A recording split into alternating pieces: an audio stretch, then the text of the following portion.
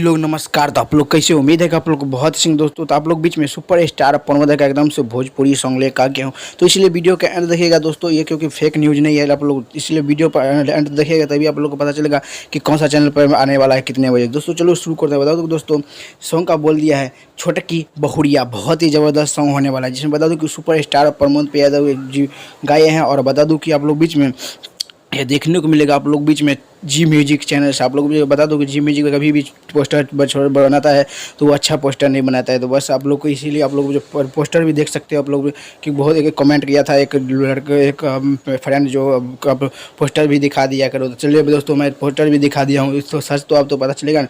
तो बता दो कि छोटकी बहुरिया आप लोग बीच में कल सुबह 10 बजे आप लोग जाएगा, जिसमें गीत दिए हैं आप लोग बीच में बच्चू बिहारी, बहुत ही ज़बरदस्त सॉन्ग होने वाला है जी म्यूजिक से। आप लोग बीच में कल सुबह में 10 बजे तो आप लोग रेडी जाइएगा, क्योंकि बहुत ज़बरदस्त सॉन्ग होने वाला है छोटकी बहुरिया, बहुत ही गजब दोस्तों। तो आप लोग जाके जरूर देखें। और बता दूं कि 23 तारीख को आप लोग को देखने को मिलेगा पटना के दबैया सुपरस्टार प्रमोद यादव जी। तो देखने के लिए वो भी रेडी रहेगा। तब तक के लिए मिलता हूँ नेक्स्ट में, तो तक के लिए जय हिंद जय भोजपुरी।